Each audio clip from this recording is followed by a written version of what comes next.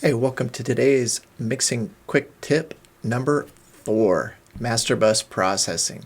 This is a huge topic and there's no way we can cover all of the things that go into this in a short video, but just as a quick tip, one thing you could do as you start your mix is to set up your master bus with your processing so that you can mix into the processing on your stereo bus. Everybody's stereo bus is kind of like their secret sauce, how each engineer does this. And a lot of people use hardware and analog and stuff on their master bus.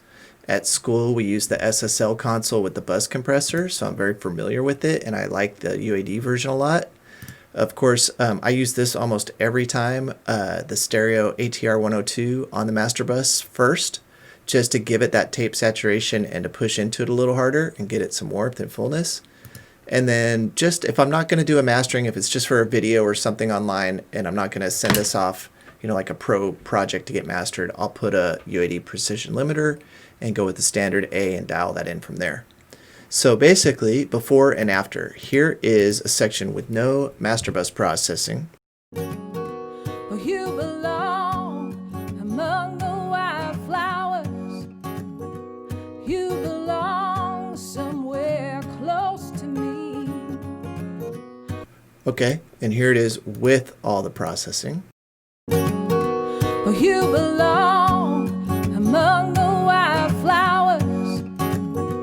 You belong somewhere close to me.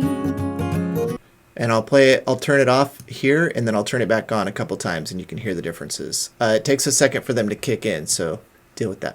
Oh, you belong among the wildflowers. You belong somewhere close to me. So it makes a huge difference tonally and energy-wise. I'm not necessarily trying to just make it loud. I want a good tone and energy. So I like the tonal aspect of the ATR 102 and especially this bus compressor. It gives it a nice tone. I'm barely compressing it at all, maybe a little too much right now if anything. And then with the limiter, I don't like to hit the limiter real hard. I want it to sound natural. If you look at the stereo bus, there's still dynamic range. Watch this. Oh, you belong among the wildflowers.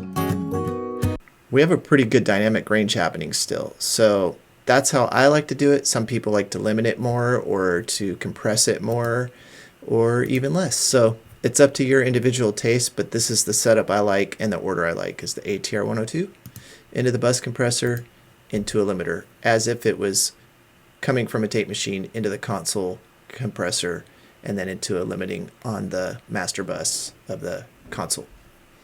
Okay, so set that up before you start mixing and mix into that and then fine tune your settings as you go. And you can get a nice, full, even, and warm tone from your master bus for your final mix.